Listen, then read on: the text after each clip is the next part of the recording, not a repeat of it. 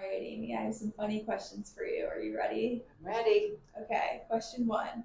Can you always tell when a seller says they have no idea what their home is worth?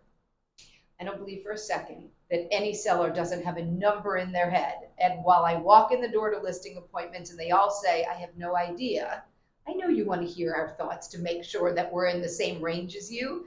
But we have a process and we go through it together to come to the number together. But 100% of the time, the sellers say, oh, that was my number. Oh, yeah, that's close to what I was thinking. So I knew you knew. Okay.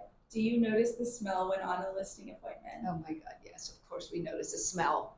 You don't always notice it because you become nose blind, is that how they say it? But we notice it. I don't point it out on a listing appointment, but you better believe before we go live, we will have that conversation and you'll know it for certain when we come walking in with candles.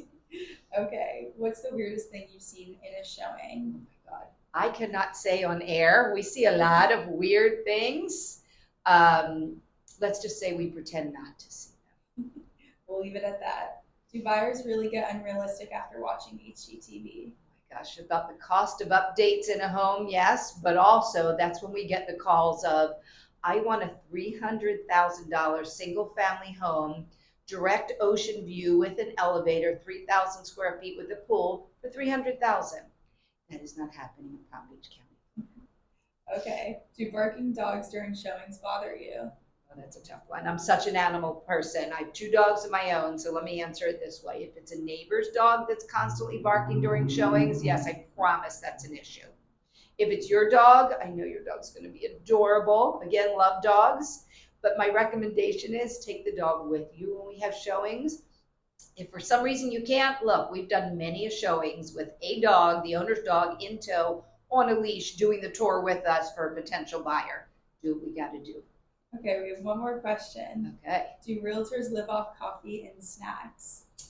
Coffee, snacks, and wine, but the wine after 5 o'clock.